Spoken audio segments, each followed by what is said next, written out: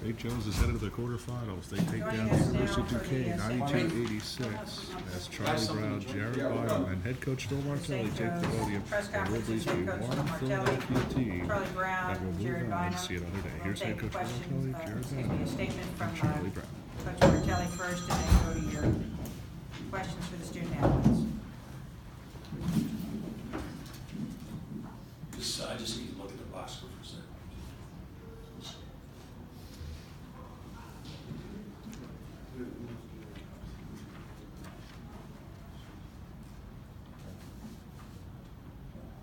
Well, right away, the 6 turnovers, it was sensational. I thought the bounds of our team, Fresh hit a big shot, Charlie early, Jared, when it got rocky in the beginning, we were down 10 with 7 minutes into the game. But I thought, it sounds crazy, but I didn't give up 86 points, but our defense was really good. And guys that you don't really expect to be defenders gave us everything that they had. There's a little bit of panic early, being honest. You know, everybody wanted to have a suggestion, but that was because they wanted to play Friday. That's all we've talked about, is playing Friday. And I'm happy for the players. I'm happy for the families. You know, you see the families behind the bench.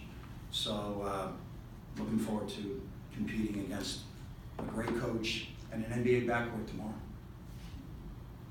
And we'll take questions for the student athletes. And gentlemen, if you want to pass one of those wires down to your coach. Thank you very much. Questions for the student athletes, go ahead. Charlie, Jared, Jacob Schwartz, Voice of Reason. First off, congratulations on a hard-fought win. Jared, tell us what was just going through your mind when you went to the foul line.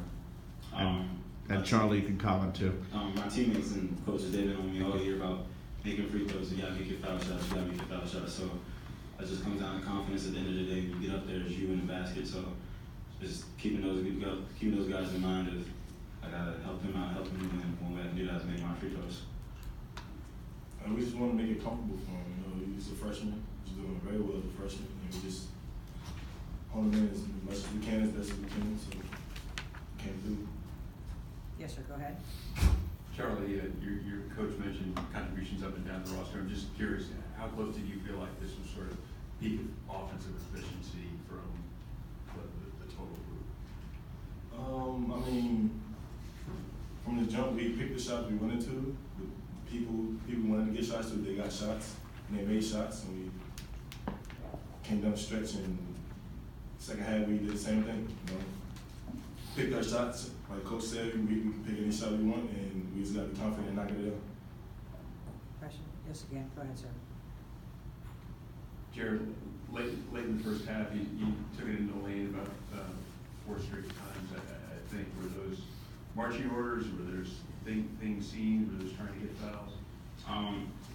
It was just playing through the flow of the offense, the flow of the game. Wasn't really trying to force anything, but teammates, my coach just keep telling me, just keep playing your game, play downhill. So when I realized they couldn't really stop me going downhill, it was just either get in the lane, make a play, whether that was finishing, making free throws, finding an open man, whatever that was. And at the end of the day, it ended up being something positive. For the players? Yes, go Get ahead. him. Gentleman, Matt. That's fine. Charlie, Ed Williams is a great player, as you know. What are some of the adjustments you made second half against him? He kept me on my heels. You know, he's a great basketball player, and it was unpredictable. So I had to sometimes push up, sometimes relax off of him. So it was kind of like 50-50. Charlie, you had 28 points in the regular season against Duquesne, and now you get 28 tonight. You feel like there's like any, I guess, similarity? Maybe you want to start playing Duquesne a little bit more? No, man, we got a W. That's all I want. I know. Go ahead, sir. This is for both of you. When Duquesne came out and they started 7 of 8 from the floor, what were you guys kind of saying in the huddle at that first media timeout?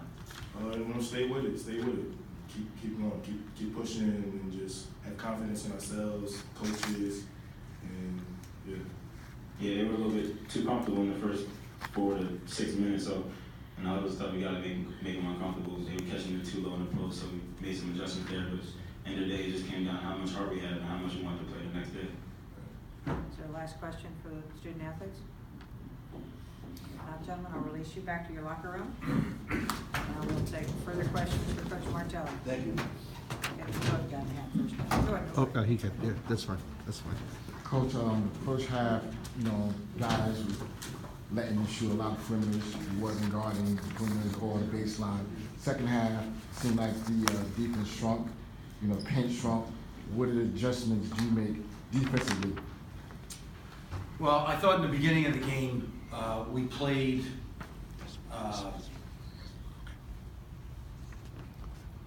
without trusting each other, and they were rhythm shooting.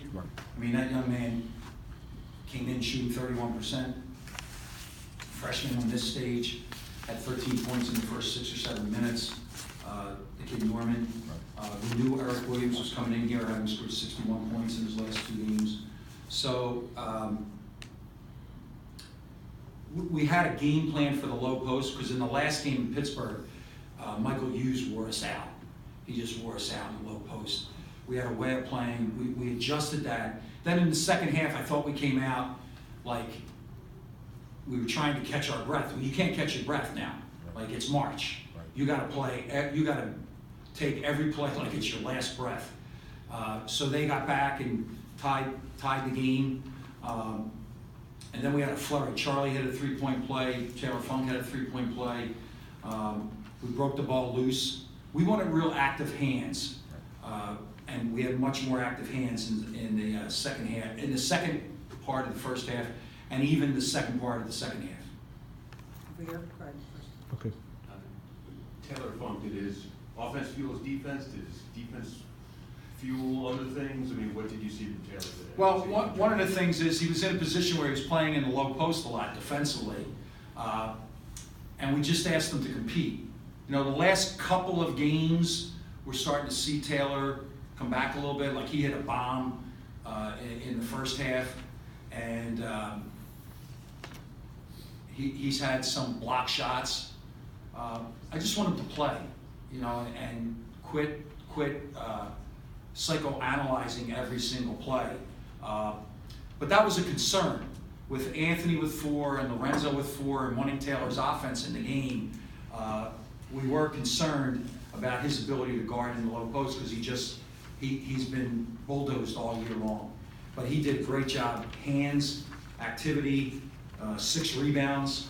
So hopefully he's coming out of it. Coach, would you care to comment I'm on? sorry, would you identify yourself? Yes, Jake Schwartz, Voice of Reason. How are you? I'm sorry. Would I've you? seen you around. Yes, thank you. Would you mind commenting? 23 of 26. I know you always preach on foul shooting. 88%. Your thoughts? Well, Oh, sorry. I like the fact that they were pressure free throws. It was brought up early about Jared. Like, Jared's free throws in the beginning, at the back end of the first half, we scored, and that was important. At the end of the game, you got to go to the line, you got to knock it in, so that if you miss an assignment, like we missed an assignment, and they cut it from 9 to 6. Had that been a 10-point lead, now you're playing a 3-possession game. When it's 6, it's only a 2-possession game.